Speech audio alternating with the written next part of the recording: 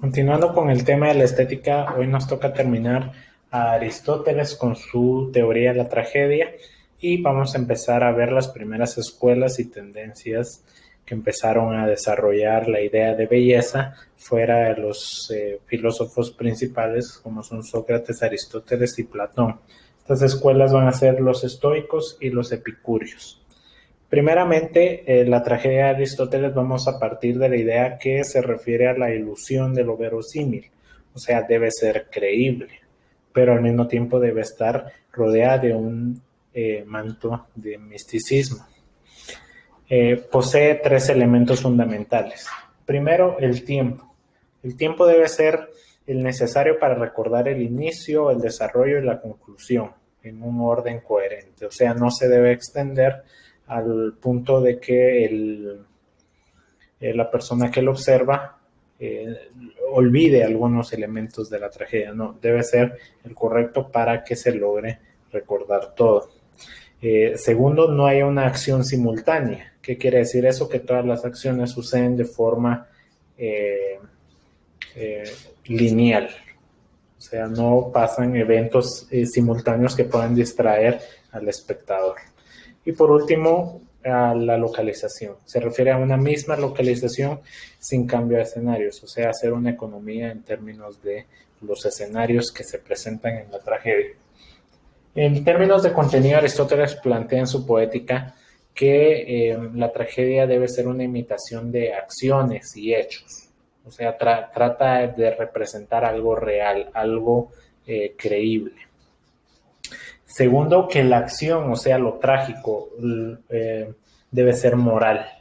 Recordemos que los griegos tenían pues ideas muy establecidas de lo que se consideraba como algo moral en términos de lo ideal del ciudadano principalmente ateniense.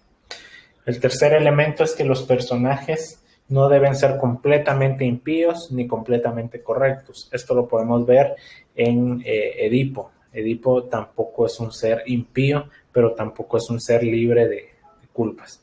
Entonces deben ser lo más apegados a una persona real. El tercero, el drama debe narrarse. Aunque existe el coro, el drama en sí, los eventos, los sucesos, no se cantan, se narran.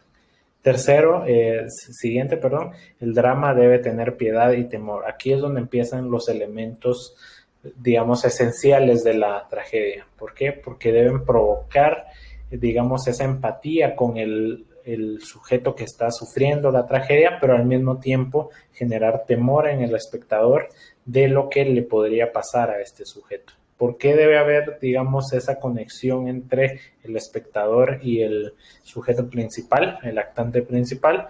Pues porque debe llegarse a una catarsis. La catarsis viene del griego catarsis, que significa purga o liberación.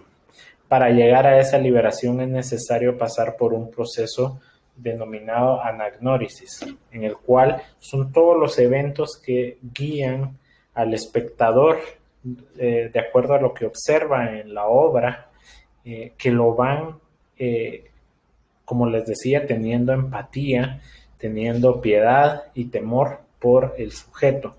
Por lo tanto, al momento final, al momento de culminar la tragedia, en ese momento, después del proceso de anagnórisis, llega la catarsis, o sea, una liberación de todos esos sentimientos de piedad, temor, y llega a una especie de satisfacción. Eh, Esos elementos los vamos a encontrar bastante presentes en las tragedias clásicas de Eurípides y otros. Entonces es necesario que lean ya su tragedia y contesten el ejercicio. Ahora, continuando con, yo les mencionaba que aparte de la tragedia, de la teoría de la tragedia de Aristóteles, pues íbamos a estudiar también a algunas escuelas. Estas escuelas son denominadas escuelas helenísticas porque pertenecen a ese periodo. Entonces esas escuelas empiezan a tener un gran auge, digamos, por la, digamos, la fundación de Alejandría, todos esos, la expansión del imperio, pues presentan ya ideas, digamos, de cómo debería ser el ciudadano con toda esa expansión de personas que se adjuntaban al imperio griego. Entonces, aquí nos vamos a dar cuenta que aparecen dos escuelas bastante contradictorias entre sí, pero que a veces dan lugar a confusión cuando se usan los términos de forma muy coloquial. Primeramente tenemos la escuela estoica. Esta proviene del griego estoa, que se refiere al pórtico, donde estos filósofos pues discutían sus ideas de belleza, de felicidad, etcétera, en el pórtico frente al ágora, en el lugar donde se discutían los asuntos políticos y sociales de ese entonces. Entonces, esta escuela estoica lo que busca fundamentalmente, y realmente cada una de las escuelas helenísticas lo que buscan es la felicidad, pero van a utilizar distintos medios para alcanzarlos. En términos de la escuela estoa o estoica, lo que buscan es apreciar lo bello y lo moral de una forma absoluta, pero solo lo van a lograr a través de lograr inculcar en el sujeto una vida de medida y prudencia. Entonces, por eso a veces escuchamos la expresión es que es una persona estoica, es que no logra que lo alteren las cuestiones del exterior. ¿Por qué?